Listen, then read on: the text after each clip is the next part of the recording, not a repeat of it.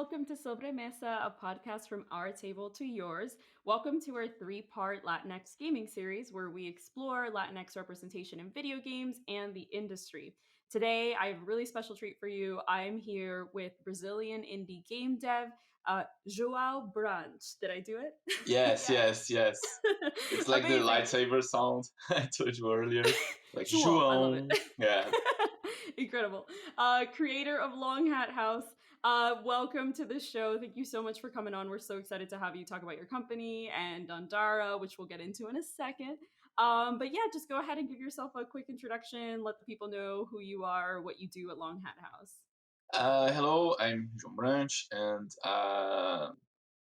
I'm a developer on Long Hat House. It's such a small company that pretty much says that I do everything, kinda like a program, and I design the games, which is different, and uh, and I do some art or some sound if needed. But for Dandara, we did have a proper artist and a proper sound designer.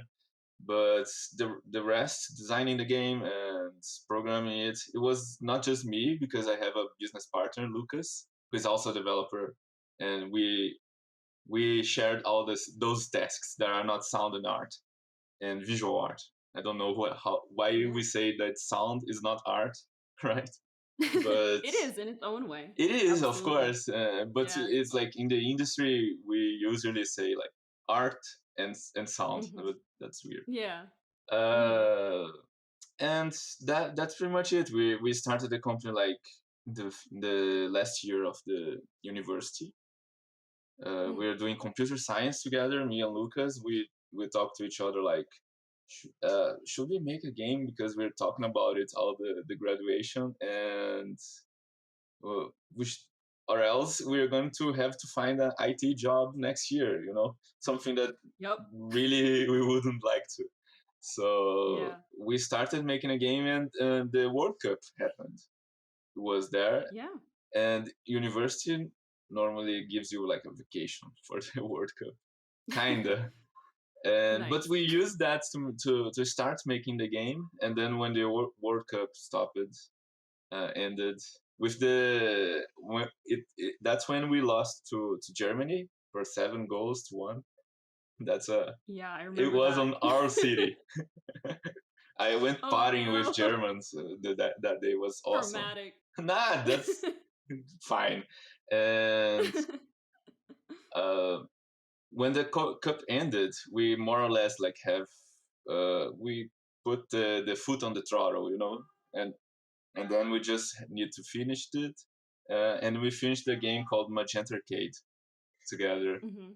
And that game, we were finalists on a indie festival called Big on São Paulo, Cool. and Mhm. some critics from all over the world gave us like 4 stars, 5 stars even, and it felt like good. It felt like we have something to offer, and we Yeah, should continue doing absolutely. that. Uh, and we learned so much with the game, and we felt in the industry, so we had to travel to Sao Paulo and meet all those people, Mhm. and that was amazing. We felt like inside that it wasn't a financial success or anything like that, but we felt we should continue doing it, and we learned so much. We learned that things that we should have done, oh, we should have done this better in a design perspective, and we continued doing it. Did a lot of prototypes, and the prototype that stand on and got bigger and bigger ended up being Dandara, which is the game with the doll in the Yep. behind me. Absolutely. It's more or We less the so story. appreciate Yeah. like your humble beginnings because we are such a small company as well. It's four of us and we also do everything. So we totally understand what it's like to sort of wear every single hat that you Yes. have to make it work. But we appreciate that. We get it. Yeah, I actually wanted to ask you about your slogan of the company. It's a really unique slogan, and I wanted you to explain it. So the slogan is games you would maybe want to make your granny play someday. I love it. I think it's so unique. So please, like, talk about that a little bit. There's a lot of ideas on that slogan Mhm. because we have this obsession, I guess, with innovation or making something new that feels new. And Magenta Arcade had a lot of that. Dandara has a lot of it. It's a game where like, there's a character on the side scroller. She doesn't walk. It feels different, and we're always obsessed about making a new game. And I think like the name Long Hat House means like the magician, the magician kind of hat that if you expect what he's going to pull from the hat, it's not a fun anymore, right? And games that you would show to your granny, it's because by making new stuff, you have more people joining in and enjoying the game, right? And Mhm. it's that kind of thing, breaking the barrier of the gamer thing. You know, everyone Yeah. is a gamer. Everyone can be True. potentially a gamer because everyone reads books, everyone Love watches stories. movies, Yeah. right? You're right. Yeah, and we want to try to do that. I don't think we we want to try to do to like have everyone play, but of course we want to do difficult games as well, Right. like, and that's a paradoxical thing, but that's it. Games that everyone that are so strange that everyone maybe you would show to your grandma because the game's so strange. It doesn't like have that Yeah.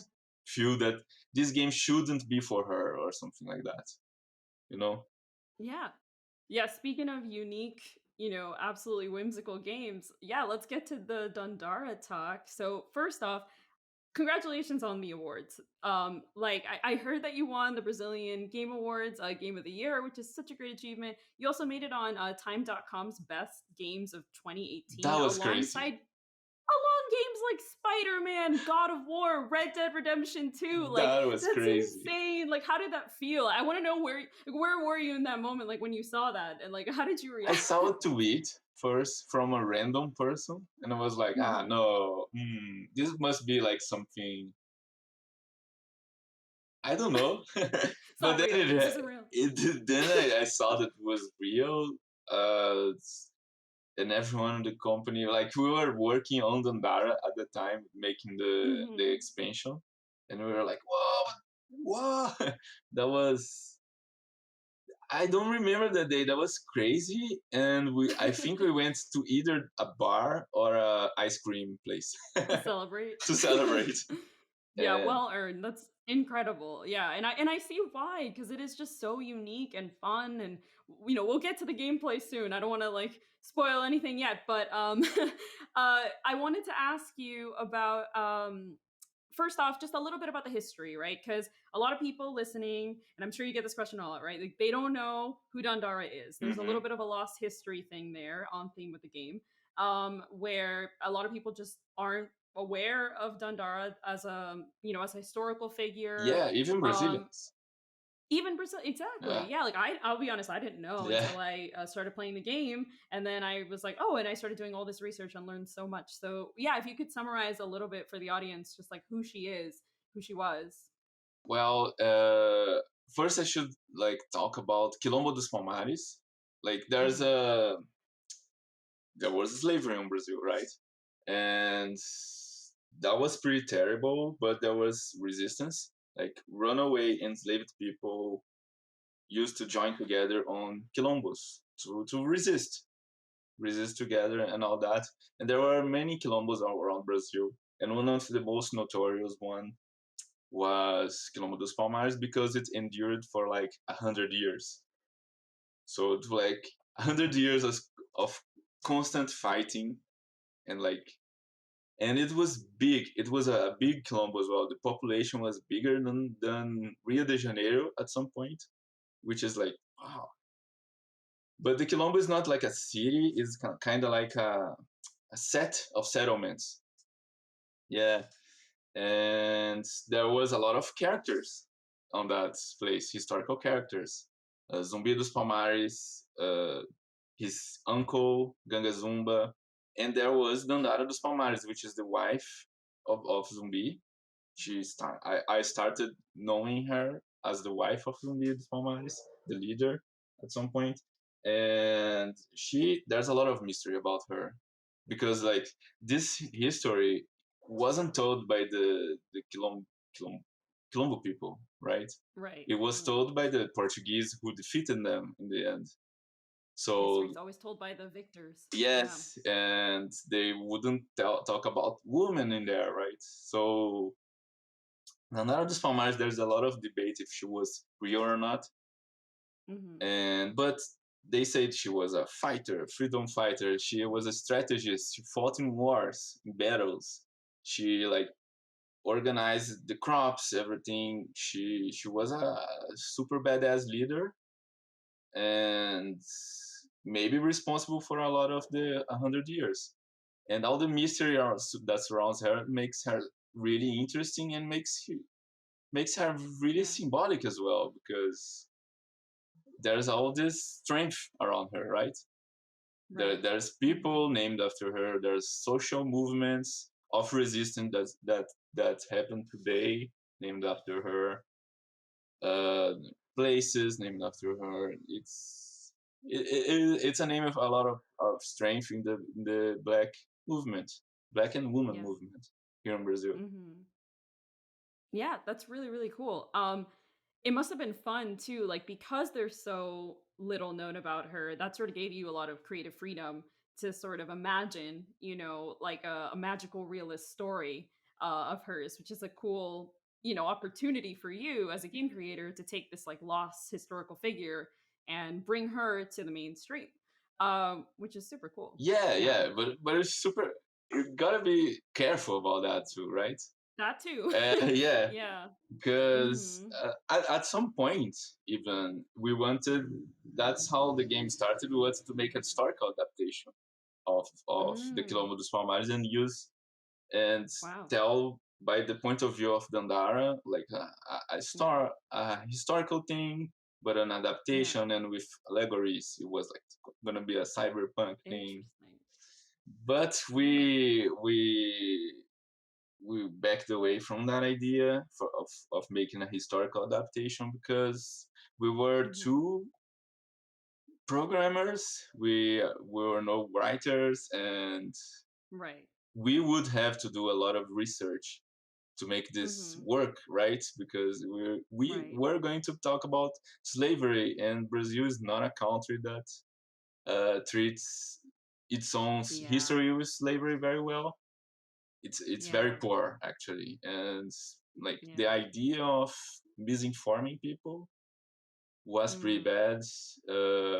Mhm. Mhm. So we didn't want to do that, and instead, but when we shifted the story to something more personal, something that we feel like everyone goes through, and Dandara survived the transition. The main character, inspired by Dandara dos Palmares, just like bringing all the symbolism about around her, and that was like a reference, right?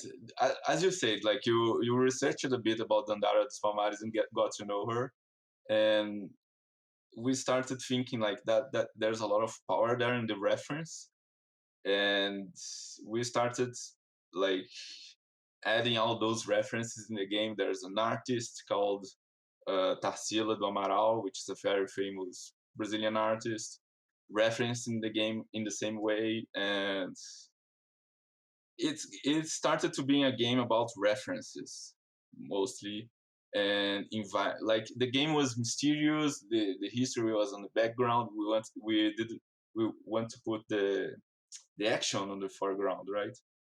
And by doing that, it invites all like the references, invites the player to get to know more because it's so mysterious. It makes the players wonder what's gonna be the next thing that's gonna arrive because it's it, it's based on a reference, so it's like really unique, I guess, Yeah. and Mhm. it's good for an exploration game, which the Dandara is.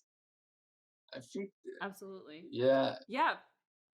For those of you listening and aren't familiar with the game, Dandara is a 2D Metroidvania yes, platformer with like anti-gravity like exploration. Like it's no walking. Like you basically use gravity, like the lack of gravity, to shoot from spot to spot all over the zigzagging screen. all over the world. Yeah. Yeah, Yeah, it's super fun, and I was actually gonna ask about that because to me it was, and I don't know if this was the intention, but it's kind of reminiscent of the, uh forgive me if I say this wrong, the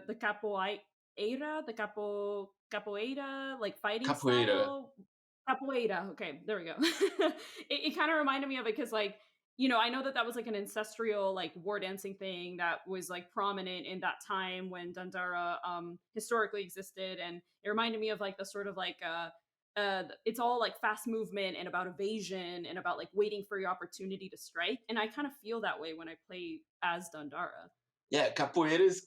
I've heard from a historian that capoeira is actually an evolution from that time. Like the way the people Mm, fought on that time was really different from capoeira. interesting. Not really Okay. different, but different. Got it, got Uh, it. but yeah, that's one of the references for the visual art of the character to have Mhm. her be uh, what's the word, like subtle, not no, Yeah. not subtle, but like majestic, something like that. Like Right, right. she's really have a lot of intention in every move she makes and all that. And Right. capoeira was Mhm. was really a good reference to bring that out. Mhm. Yeah. And It makes it hard. yeah, I mean, fun, but hard, right? Because it's not like other Metroidvania, like 2D platformers where like you can sort of just like jump and shoot. Like I feel like you have to be really tactical in the way that you can't just click everywhere. You can't just hit the button because yes, like you will end up running into the enemy. And I had to learn that the hard way. I spent like the first hour playing the game just like accidentally running into the enemies. So yeah, it makes it difficult. And do you get that a lot? Like, do a lot of people think your game is hard? yes, of course. The game is hard. Uh, Yeah. it is a game that asks for your attention, like pay attention, and it's gonna Hmm. be rewarding. That's the whole gist of the game. Like Right. reward you if you pay attention, if you put some effort. But Right. I don't think it's the hardest thing ever. but No, I'm biased. I'm it's totally biased. playable. It's Yeah. playable. No, it definitely requires a certain level of patience because like what I was just saying, the whole tactical thing. Like you can't just like run around. You have to like sort of wait for the right opportunity to Yeah, you move. have to score Um, the like look at the yeah, environment a little bit exactly. before you make your Hmm. move. Yeah. And you have to think like 3 steps ahead because, if you shoot into a certain part of the map and you weren't prepared to then deal with the next thing coming at you, you know what I mean? So you really have to time it properly. But I think that's what makes it fun. It's like Yes. challenging in a great way. I, But I yeah. I think so too. Like the game actually Mhm. started as a mobile game. That's Really? why that's why she I didn't know doesn't that. walk because Wow. I had no idea. the swiping gesture. That's it. Yeah, That's you can just why, and you move just her. Yeah. and you keep walking Mhm. with the swipe gesture. Well, that And must have translated to Switch pretty well yes, then. there was a lot of work, like translating to Yeah. gamepads, Mhm. and but it was pretty worth it, like the gamepad transition. But that's why she doesn't walk normally, and I think that's also why the game is a bit hard. Like that, it's one of the reasons because at the time when we started making the game after Magenta Arcade, we like there's a lot of stuff you can do with the touchscreen, right? And that people doesn't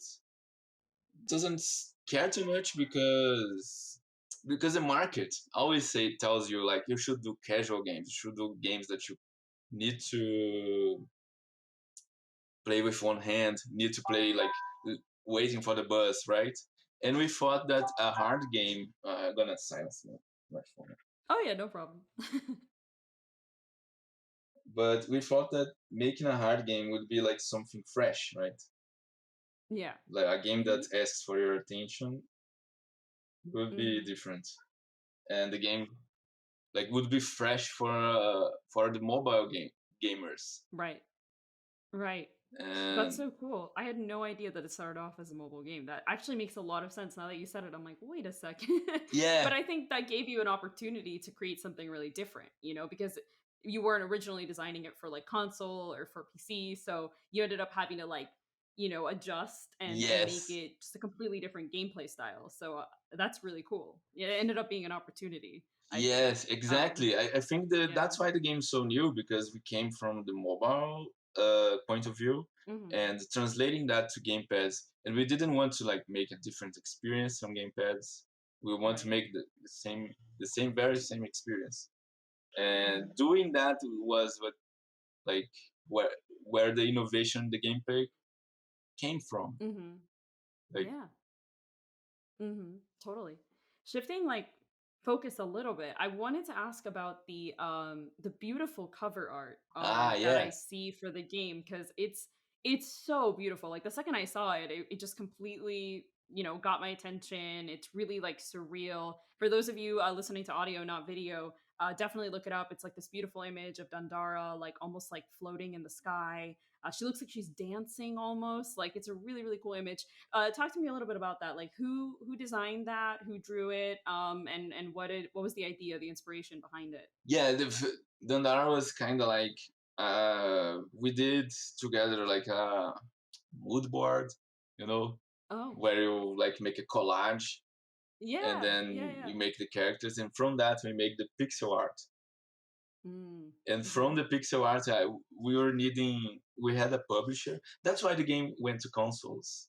Actually, It's our second game, and we signed with this Swedish publisher called Raw Fury, and which made it possible to go to the console so early in our lives. Right, our second game. We didn't know how to start to make the to consoles, and from the pixel art,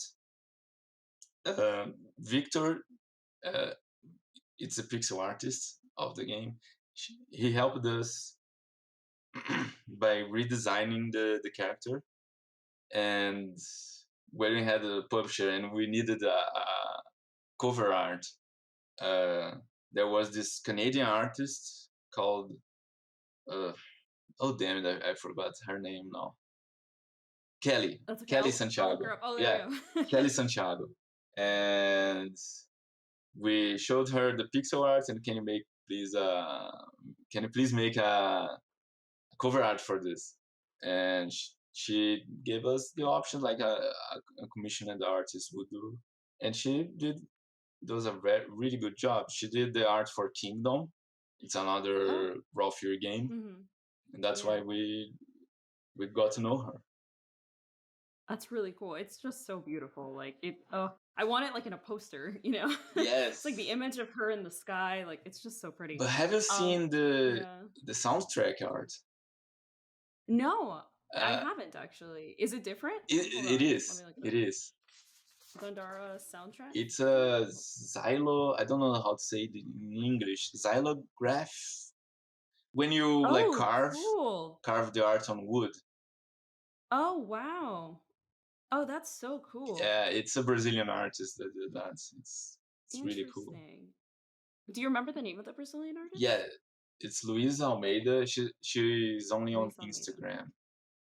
Oh, okay, great. I'm gonna follow her. I'll Yes, put the tags here for yes. you Her so art so you guys can, on her yeah, Instagram is help it amazing. promote. Hey, we're here to promote Latin American artists, like that's why we're here. Yes, But yeah, that's really really cool. Awesome. Thank you for showing me that. On a cultural side, right? I wanted to talk about sort of like the references to like Brazilian culture and like the locations. Were any of like the settings that you designed in the game like inspired by real life Brazilian locations, or did you sort of just go from like a completely made up like world? I think it's a mix of the two. Mm-hmm. The first level where we like started making it first, and we Mm-hmm. it went through a lot of redesigns, and I think that's the one who got the most references from Belo Horizonte. That's the city we are Gotcha. based on, Mm-hmm. and yeah, that's the. But the other levels have references from real world places, Mm-hmm. but I think they're less Less obvious. iterated because we did Yeah. them later. Like the first level, we Hmm. redid it so many times. Um, Really. but there's a lot of references from places everywhere. Mm. Yeah. I can like see it, you know, I can see it when I'm playing. It feels like it's yes, it's fantasy, it's magical realism, but it feels like it's loosely referring to something, That's you good. know? And That's a good feedback because yeah, that's exactly the kind of feeling we were looking for. good. I'm so glad I got it then. Yes, Uh, yeah, it's awesome. And on the magical realism note, um, what about like I know that, you know, we talked about the zero gravity thing already, which is obviously very fantastical, whimsical, magical. But I noticed that that wasn't the only thing magical about it, right? Because like the whole game has like all these little different things, like references to like you know the use of salt and essence and ghost and you know all these like interesting terms that you decided to use for the mechanics and for the story. So talk to me a little bit about that because I know that like in Latin American culture, magical realism is obviously very huge in writing and in storytelling. So how did that affect you when you were writing the story for the game? oh wow, maybe I have a boring answer for that. It's like That's okay. it came from the mechanics. Like we were making the mechanics Mm. first. We came Mhm. out with the straight jumps and all that, and it was like any character. It was like a square, and Yeah. we need to like, Mhm. what? How are we gonna tell like why is Yeah. the character doing this? And we're like, oh, so the That's world cool though. has to not have gravity, right? Or else it doesn't work. Or the character has to have an answer to that. But we went to for the word, like we wanted to make a visual different thing with the trees upside down and all that. So let's do it anti-gravity thing. So the word get to be anti-gravity. So it was using references, and the word has to be kind of. We wanted to give a feeling of Alice in Wonderland, like this different world with different rules. However, it mixed well with the anti-gravity thing. So we went with that, and the references like help that with that a lot. Being dreamlike, like being like figments of thoughts you have in the world. It helps with that a lot, and that's pretty much it. We're like, does the game needs it? What the game needs right now? And then we think about it, and then we maybe take a reference from real world. We really try to have like intentionally like trying to not references ourselves on other games. That's the main thing Yeah. as well, right? Yeah. Mhm. When we Mhm. started doing the story, the first thing we thought about was a dude shooting aliens in outer space. Like, Yeah. yeah, that sounds like That's a very different. yeah, that sounds like any game, Any and game you've ever played. that's Absolutely. that's Yeah. exactly when we started to think about cultural things. Like this is a very Mhm. specific a military guy shooting aliens. That's a very American thing, right? It That's is. that, Yeah. and that's a very Contra thing, like the game Contra, Mhm. Yeah. where Japanese tried True. to like make Yeah. games for Americans. Yep. So it's a very That's a good point. mishmash of that, and we doing something Yeah. like that. So like let's start to look around us and finding finding the Yeah. inspiration elsewhere, like around And a us. cultural thing that's so specific to Brazil. You know what I mean? It's so uniquely Brazil. Like that's what I think makes it really special. Really like that feedback because I think like we Brazilians can make a Viking game. We Latin Americans can make a Viking game, a zombie game on a shopping mall, but we have a disadvantage, like a really straight disadvantage towards Nordic, like from Scandinavian person, because the Scandinavian person like can feel around the Yeah. temperature that the Viking was feeling, right? Mhm. They can Yeah. imagine that way quicker than us. We have to like use other media, read a Right. book or travel there, be very expensive Yeah. to do something Absolutely. new. But Yeah. to make Your to answer was not boring at all, by yeah, the way. It yes, wasn't. It was a really good answer. You know what it reminds me of? It reminds me of like you said, you did mechanics first and then you found a story that fit the mechanics, right? That reminds me of form poetry. When you have to follow a rhyme scheme, it Oh, almost forces you to be more creative. You know what I mean? Like when you have a form you have to follow, something you have to fit the story into, then you really have to get creative and inventive and innovate. You know what I mean? Like with the exactly. When you material. find a way to Yeah, limit yourself, that's a lot of a exactly. blessing because you have to be more Exactly. creative. Yeah, so I think it worked in your favor, honestly. You know, Yes. a lot of people probably, would work the other way around. You know, it's like, oh, well, what story do I want to tell? And then like I'll create mechanics that fit the story. But like I thought it's interesting. I've never heard a game dev say it was the other way around. So that's really, cool. Maybe I just haven't talked to that many game devs, but I am interested to ask that question now from now on when I talk to other ones. Yeah, me too. I've Um, seen a lot of yeah, game devs that totally go for the story first and yeah, but it's a way. It's just a way. yeah. And I've seen game Depends. developers doing the mechanics first. Yeah, totally. That's awesome. Well, those of you who are listening, if you have not played Dandara, you really should. It's just a blast. Yes, it's hard, but it's hard in the fulfilling and fun way. You have to play it. It's really just a blast. Um, what are you working on now? Like, I want you to hear, what you're doing right now in Long Hat House. Like, what's on the horizon for you as a company. So we are doing a lot of prototypes and continuing them, just like we made with Dandara before Dandara. Like we did a lot of prototypes. Some prototypes we throw away, some prototypes we Yeah. reuse it, and some prototypes grow, and become Dandara. So we are on I that saw some of phase. those. Some of those are Yes, interesting. But yeah, it's cool. So when you're making those prototypes, right? Like, are you sometimes they just stay as prototypes and like never make it to like full games, but are there any of them that like you end up actually fleshing out like entirely and like trying to create into like full games, and are you doing any of that now with any yes. of the prototypes you've made? Okay, That's cool. exactly what we're trying to do, but we can like drop Okay, them at any time. But it's not like right, we throw away or effort is meaningless, nothing like that. Like we right. learn a lot. Hmm. When we say Yeah, no, that's because we learn a lot about it, and right, we're right, totally going to apply all that knowledge on the next game. right. But And I'm sure not all of them work as like big full games, so you kind of have to like prioritize which one exactly, but is gonna make it. something that we Yeah. really want to do, it's like have a lot of, because when you say an idea of a game, there's a lot of Yeah. talk about risk because Right. you're gonna make like Yeah. 2 years making that game and Minimum. Yeah. minimum, and Yeah. it's gonna be a lot of risk, and you're gonna be hiring people that maybe depends on you, and don't want to lay off anybody.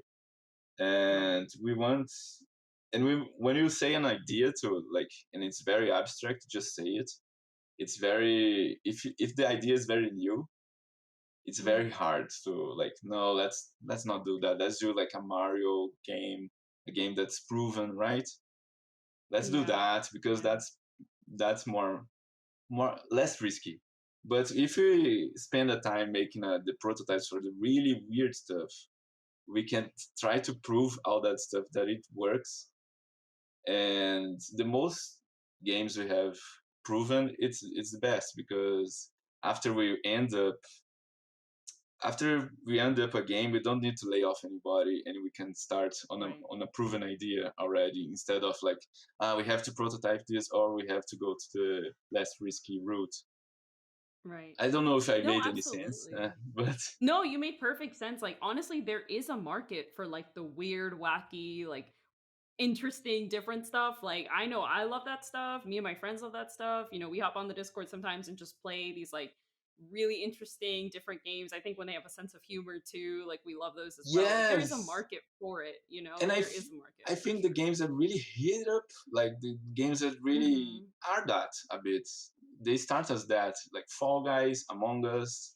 They have to be Yeah. started like, is this gonna work? I don't know, because it's not proven. It seems silly, It but seems like it silly, yeah. works. It's so fun. Those games they're so much fun. Yeah. So yeah, definitely keep doing what you're doing. Like you do not have to make every other game that every AAA title has made because they're No, doing that. that's You do what another you thing. do. That's Yeah, impossible. they do what they do. Just Yeah. you do what you do.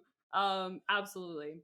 I wanted to, on that note, I wanted to go into sort of like your hopes for the industry as a whole. So, we talk a lot about Latinx representation in video games and like lack thereof sometimes. Sometimes we like have a hard time finding like Latin American characters in like video games and stuff. But Yeah. I want to know what your experience with that is like in Brazil, and also just the industry in general, like the Latinx representation in the game developers. Do you see a lot of it in Latin America right now?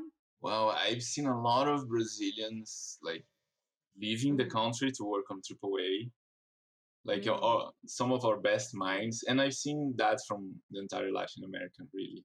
yeah, that Uh, makes sense. which makes Yeah, sense, right? They have AAA yeah, markets outside. We don't.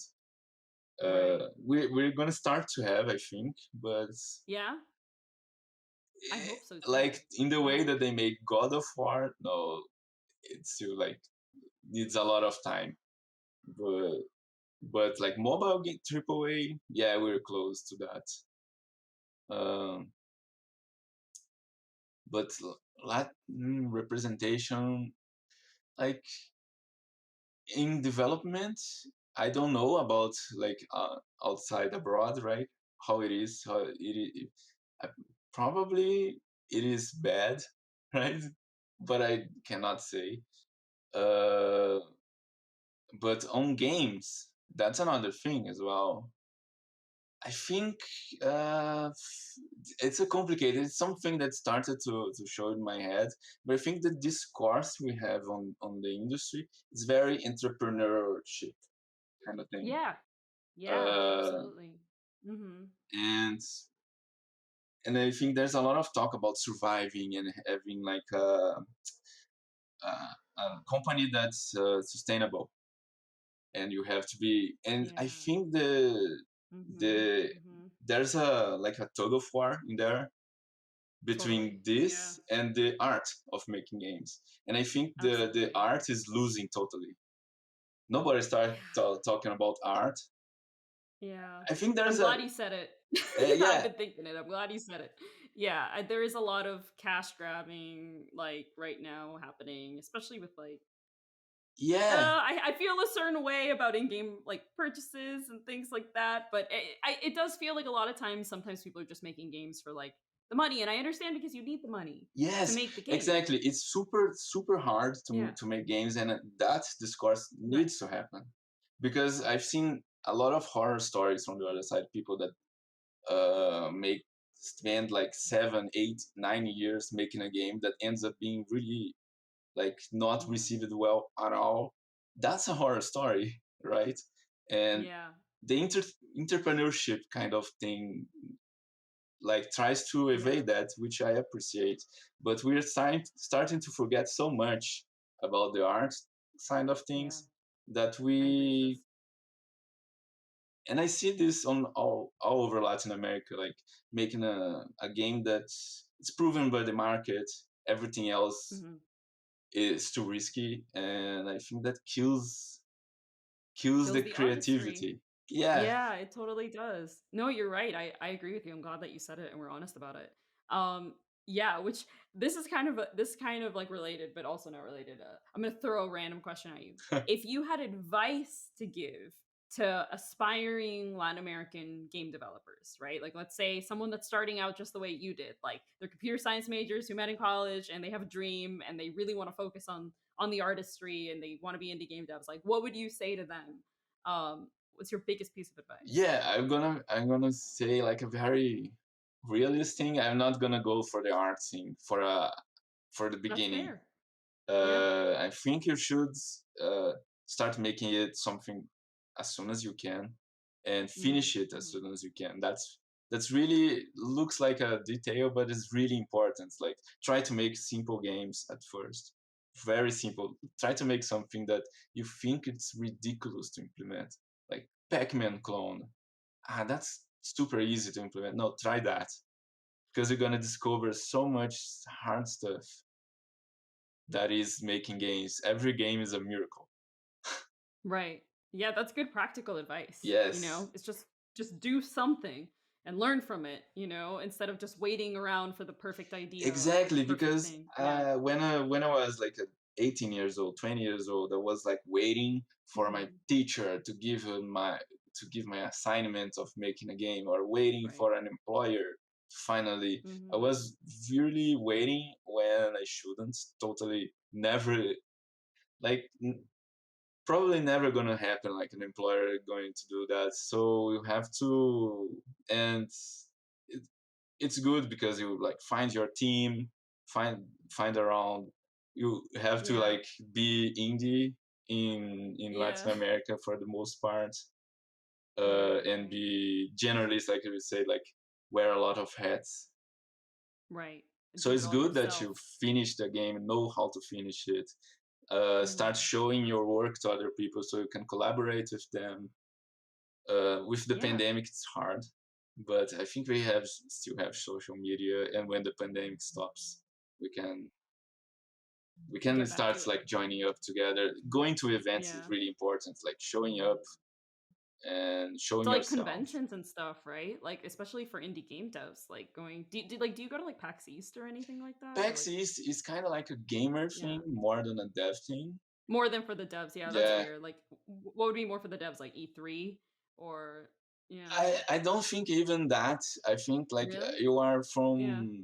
from Latin American kind of experience. Like go to your city, there has to be someone that wants to Something. make games as well. Yeah, that's So you fair. join Yeah. up in a park, in a bar, whatever. You can Mm. someone's house where you can like show your Yeah. phone, show your games to each other, and feedback about it. Mhm. That kind of Yeah. event, like really local events, that really helps a lot. Yeah, it sounds like the moral of the story is like grassroots, like just grassroots from the ground up, self-made. Indie is like Latin America. It seems like the culture for the video game industry there is just start from the ground up. Build yourself from a small place and become a big Exactly. place. Start to form a community, and then Yeah, with the community, you have a little bit of political power as well. Like you can yeah, talk hmm with the mayor or the governor or yeah, whatever a little bit. That there is a gaming industry here that you can like yeah. invest on, right? Right.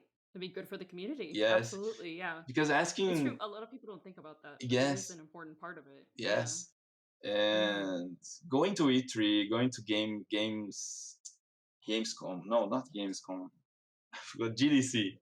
Going to Ah, yeah, yeah. GDC, the Game Developers Conference, is cool, hmm but it's super expensive for us, for Latin America. Yeah, because it's not It's close. not close, and you have to go to a city Yeah. like San Francisco and pay hmm a lot for Lots of like money. Yeah, lunch. California's expensive. Yeah. Yes, California is very expensive. so it's not really Yeah, no, you're right. accessible. So the hmm local thing really helps. It really helps. I've seen it on Belo Horizonte, my city. It's a big city, but I've seen it on all over the state as well, the Minas Gerais state, and it really helps. That's great advice. Thank you for that. Yeah, that's super cool. I hope that people listening take something from that. Awesome. Thank you so much for joining us. It was so much fun having you on. Thanks I'm gonna for do my sign having off. me. That was a lot of Yeah. fun. Yes. Of course, yeah, it was really, really awesome to get to know you and give you some exposure, audience. Yes, please check out Yes, Dandara, check exposure. out Long Hat House, check out whatever they're doing next. Yeah, Follow them. longhathouse.com. Yeah, yes, yes, go to their website. But yes, thank you so much for tuning into Sobre Mesa. Don't forget to like, comment, subscribe, and sign up. Follow us on social media. Sign up for our notifications and all that fun stuff. Yeah, smash the Thank you so much. button. Yes, absolutely. Thank you guys so much for tuning in. All right, have a good one. See Bye. ya.